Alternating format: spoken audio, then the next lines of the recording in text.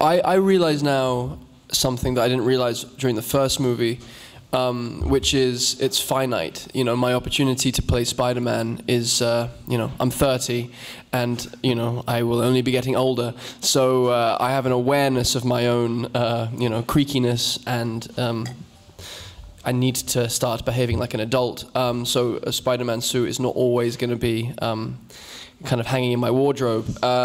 But so while I'm here, while I am able to play and pretend like I am 18, pretend like I am able to swing through buildings, and I just intend to, I don't know, cherish it, relish it, and honor it. So coming back was pure joy for me. I was so excited. I mean, we all, I think, really feel like a family, and obviously the addition of Dane and of Jamie was so exciting as an actor to get to work with two such inspiring and incredibly talented people. And to return and be with Marc and Andrew and Matt Tolmack and Avi Arad, and you know, the team that had formed before was so amazing. And I was also really looking forward to telling this part of Gwen Stacy's story. It's a part that I care deeply about, and I was very, very excited for the second movie, I think even more so than the first. So it was even more exciting than the first one for me. My daughter was having a birthday party. She was 4 years old, and she had a big Spider-Man jumper, and they're all jumping in. And we get the call that I'm going to be in Spider-Man. So she was excited to be on the set. Working with all of these guys, what's great about them is that they're all great actors and actresses, and the director, Marc Webb, concentrated on the acting part, which, because he knew that, you know, it's a big CGI film, it's very, you know, popcorn friendly and family, but we really concentrated on the acting, which I was excited about, and was excited that Andrew was definitely on that page. But there were some moments where you just felt like a kid. Like, you know, in Hollywood we lie a lot and say, you know, it was a great time and this, that, and the other, and we were sort of making things up sometimes. But watching him in his suit the first day, we both sort of looked at each other and was like, wow, this is really cool, man. We're getting a chance to rock in this franchise. We knew we were coming in with a great script, and I knew I was going to come in, I was going to get to work with Marc and with Emma and with Andrew and with Jamie. So I kind of just had permission to have fun now that the groundwork has been laid.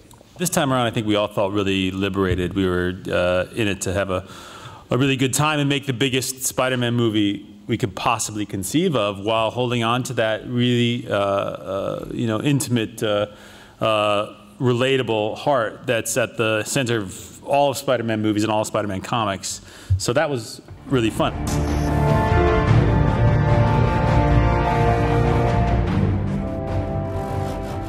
Cal McChrystal is a physical comedy, I guess, performer and director, and he did this fantastic show in London and New York called One Man, Two Governors with James Corden, and he's a kind of physical comedy expert.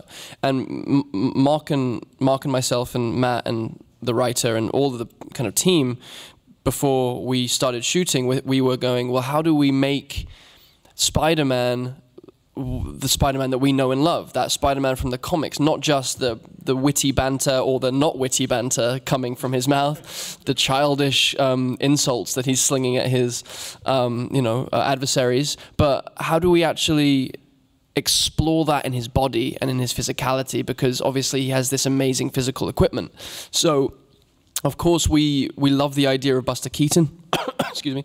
We love the idea of Charlie Chaplin, of Bugs Bunny, of Muhammad Ali, of Usain Bolt 30 minutes before he runs the 100 meters, of all these trickster figures in our culture that we could draw inspiration from. And Cal McChrystal gave us a framework to basically jump off from in certain scenes, like the scene where I'm running around the rotating set for my bedroom when I'm trying to get my Spider-Man suit off. That was a kind of we developed that with Cal, and Marc built a rotating set so that I could do it practically and literally.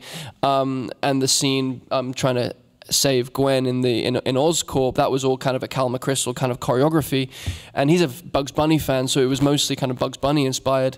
But that kind of links in with Spider-Man being not your ordinary superhero. He is a kid, he is a trickster, he is a rebel, he is a cheeky little monkey, and that was kind of really fun to explore.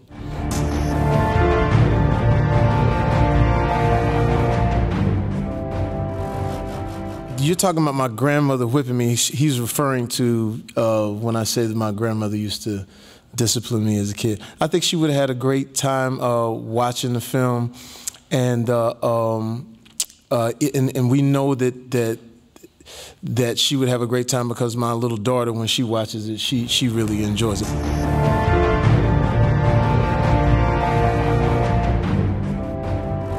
Well, because Gwen lost her father at the end of the first movie, she has this element that I think many people can relate to when you lose someone close to you or when someone close to you is sick, which is a very, very present awareness of mortality and the clarity that comes with that, where you stop sweating the small stuff and you realize what's really important, and that life is incredibly short, no matter how long you live.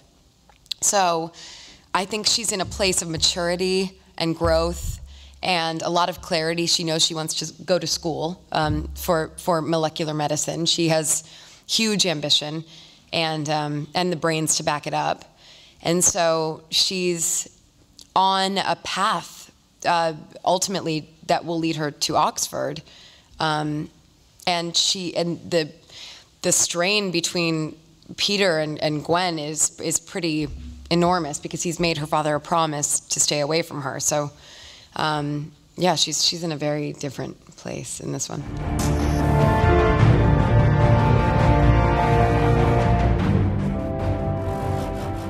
You know what? To be honest with you, it's not. We talked about this before. It's, you know, all actors or comedians, the first person we act with is ourselves in the mirror, you know? So when you would do, you know, you're working on your piece and you're ready to go audition or whatever, it's you with your script and, hey, how you doing? It's all of that in the mirror. So it really plays to our strengths because as kids, that's what we all did. We make believe. So I think that the green screen never bothers anybody on this table because when I first saw Dane, you know, deliver his lines, I was like, whoa, this dude is really, he's got that touch. And then I watched them, Andrew and Emma, when they were together and the way they're doing their thing and they're ad-libbing and flying and doing stuff. So I don't think green screen, whether it's green, blue screen, it doesn't matter. We were trying to get down.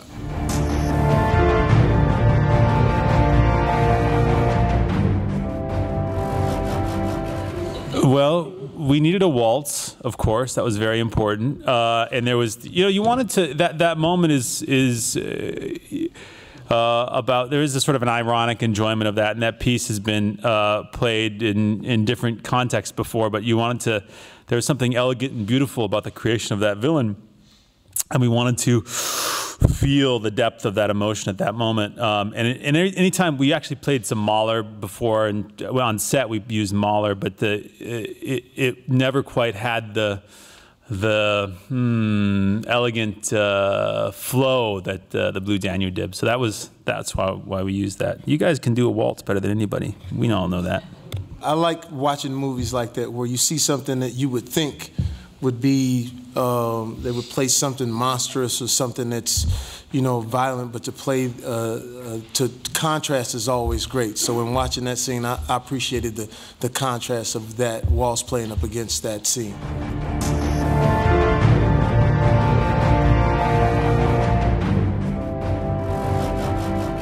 Yeah, definitely.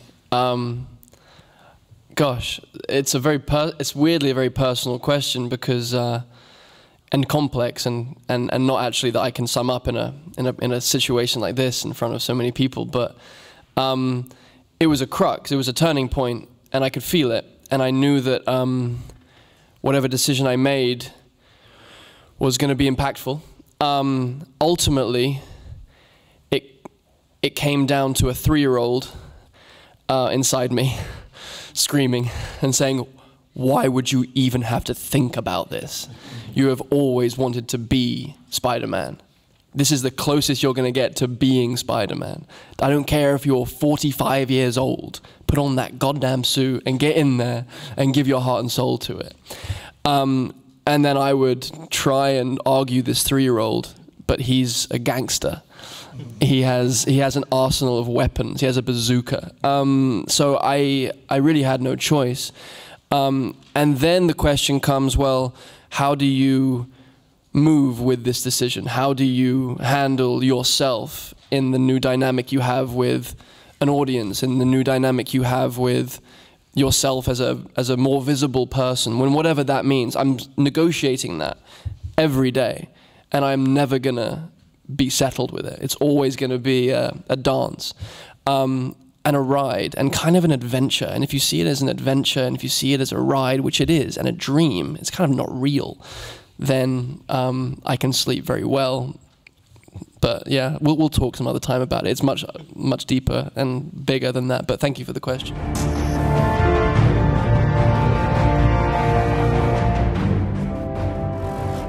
Well, everyone wants to be Spider-Man.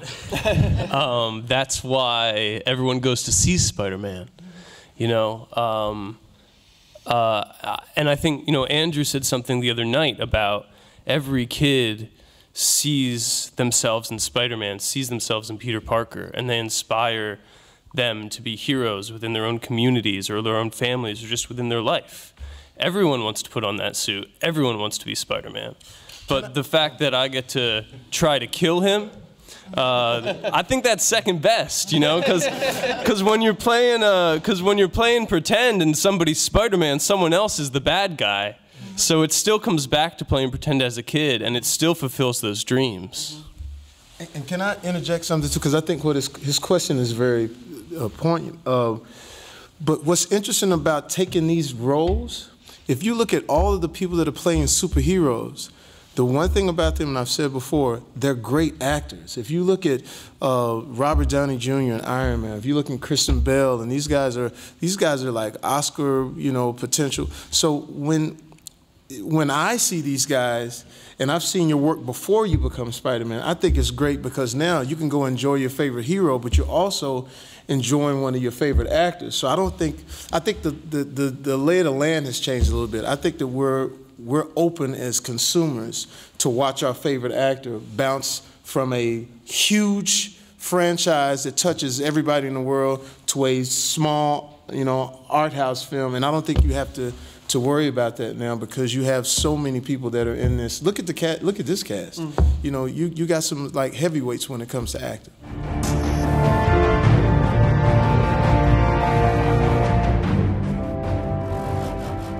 It was the biggest movie ever shot in New York, and we did it because Peter Parker's from New York City, and it's as much of a character, as they say, as anybody else is in the movie. What's interesting, I mean, we did a lot of crazy action sequences. We crashed 88 cop cars. We, you know, destroyed Times Square, and you know, we had to pay New Yorkers to actually look twice because when we were shooting those scenes on the street and we had them in the background, they were like, nah, whatever. They didn't really bat an eye, so that proved a little bit awkward in the background. So we had to replace them with CG people who paid attention and let their jaws drop agape like we needed them to.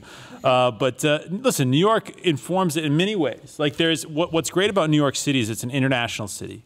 It is a place of immigrants. It's an island that, you know, there's a huge, you know, Chinatown. There's Italian people. There's people from Latin America. There's all sorts of languages that come, and it's representative of the really extraordinary border bashing quality that Spider-Man has, you know, and that's something that is there's something mythological about the nature of New York City. And I think that's what has allowed it to sort of expand in the way it has.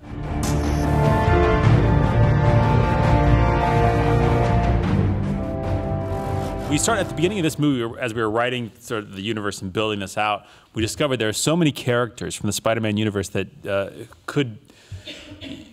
that you really need to dig into. And so there's a universe that could expand out from there, and there's characters like Venom that could be a whole movie unto itself, and so yeah, exactly. And Alex Kurtzman is working on that script right now.